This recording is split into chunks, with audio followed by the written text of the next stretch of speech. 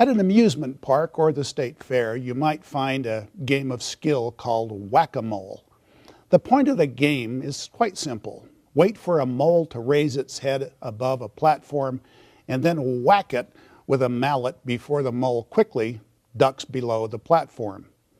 Just as fast as you whack that mole, another one appears, and the point of the game is to test your concentration, reaction time, and even your hand-eye coordination.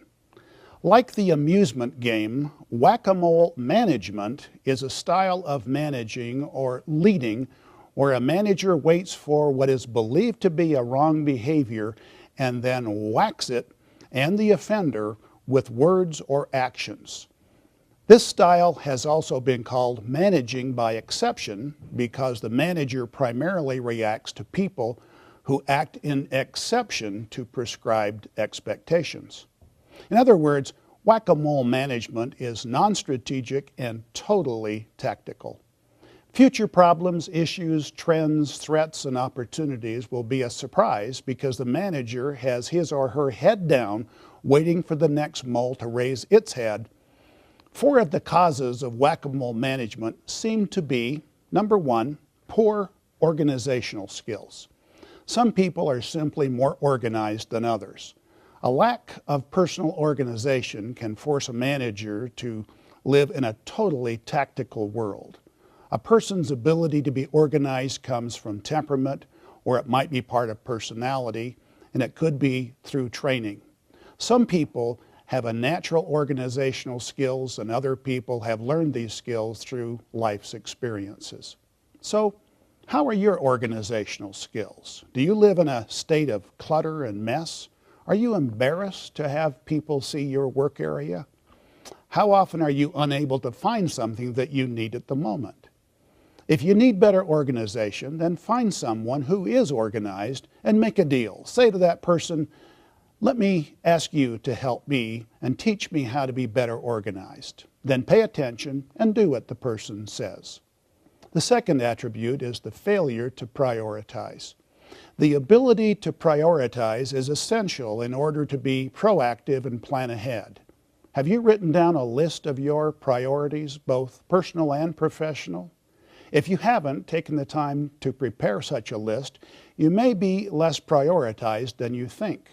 A person who has not prioritized his or her life leaves the door open for someone else to do it by proxy. In other words, a person, manager, department, or even a company that has not established clearly communicated priorities lets anyone, including the competition, set those priorities for you.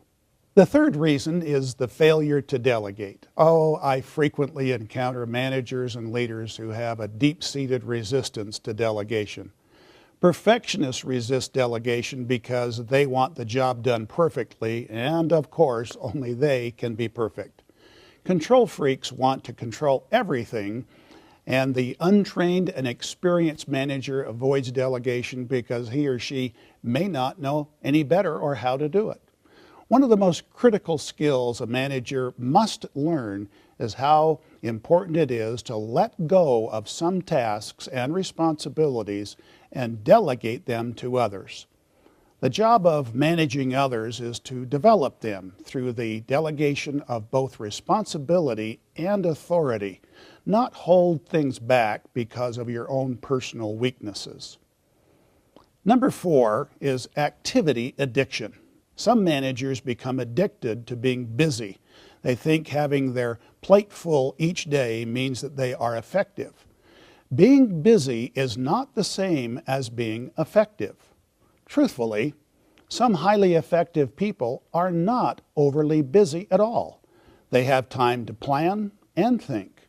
They have learned how to delegate, how to say no, when to act, and when not to act. The most effective managers today are not addicted to being busy. Rather, they are addicted to producing measurable results by doing the right things in the right way with the right people and at the right time. So, at the amusement park, go ahead, play whack-a-mole. It's fun. However, avoid whack-a-mole at work because it's a sure recipe for being ineffective. and ultimate failure.